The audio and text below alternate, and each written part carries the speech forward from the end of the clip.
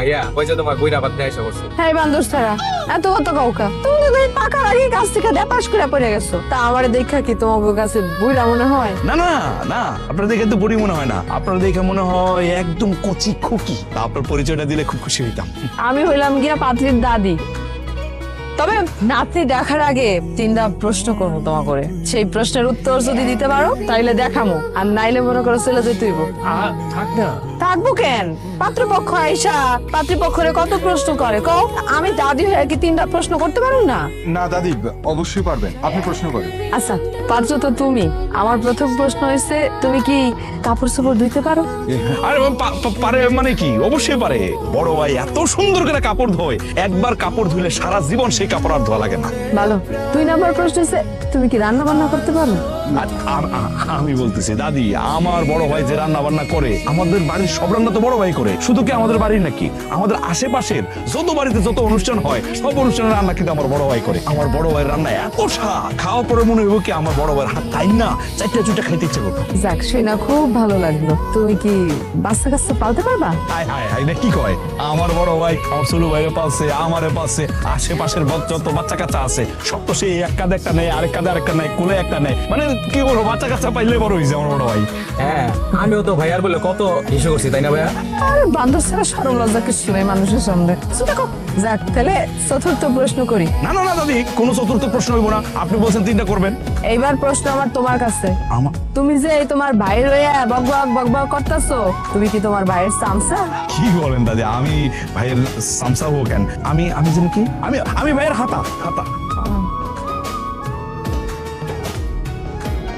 কি হ্যাঁ, তোমার তো দেখি নজর ভালো না। বুড়া মানুষই কি ছাড়বা না? না অমন করে চায় কি দেখতেছো?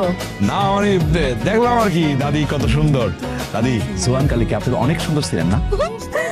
বুঝলে কেমনে? এই যে পাকনা পাকনা কেশের ফাঁক দিয়া কাঁচা কাঁচা কালো কালো কেশ বেরিয়েছে সেটা দেখলাম, আর শাড়ির নিচে মনে হয় সালোয়ার পরছেন সেটাও দেখলাম আর কি, কেন বললাম সেই জন্য বুঝলাম আর কি যে দাদির বয়সটা মনে হয় একদম কচি।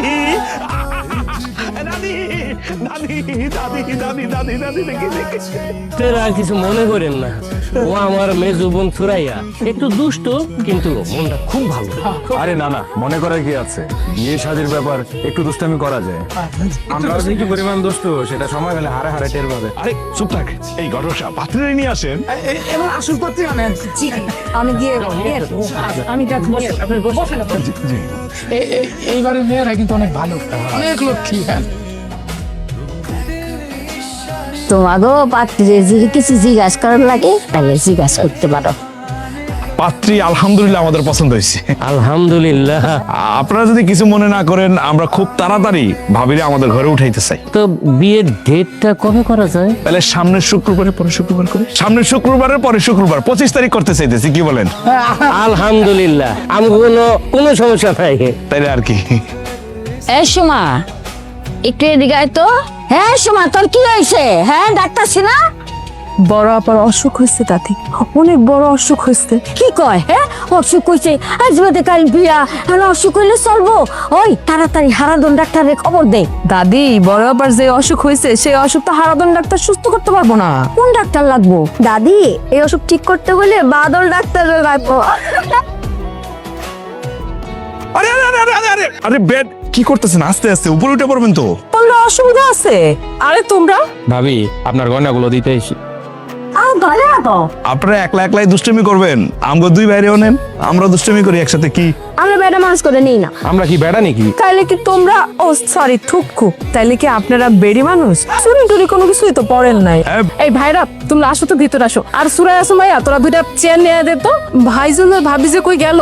ওরে বাপ রে বাপ, দেখছো সুমাইয়া আমাগো বোনটা বিয়ে না হইতে কেমন পর হয়ে গেছে গা। আরে তোমরা কখন আসছো? বড় আসসালামু আলাইকুম, এই তো মাত্র আসছি। ওয়ালাইকুম আসসালাম। রোদের মধ্যে আসছো, ঘোল খাও, ঘোল খাইলে শান্তি লাগবো। না না ভাবি, আমরা ঘোল খাবো না, আমরা আসছি আসলে ওই নতুন ভাবির জিনিসপত্রগুলো দিতে। আপনারা একটু দেখেন পছন্দ হয়েছে কিনা। আরে দেখে রাখার কিছু নাই, তোমরা তো দেখেই আনছো, আর যার জিনিস সে দেখলেই চলবো। আরে না না ঠিক আছে, ঘোল টোল কিছু খাবো না, তাহলে একটু পানি দেন, পানি। আরে কি এর, আমাগো বাড়িতে এটাই হচ্ছে নিয়ম যে কেউ আসলে ঘোল খাইতে হয়। দেন ঘোল খান, খান। খাবো বেআই?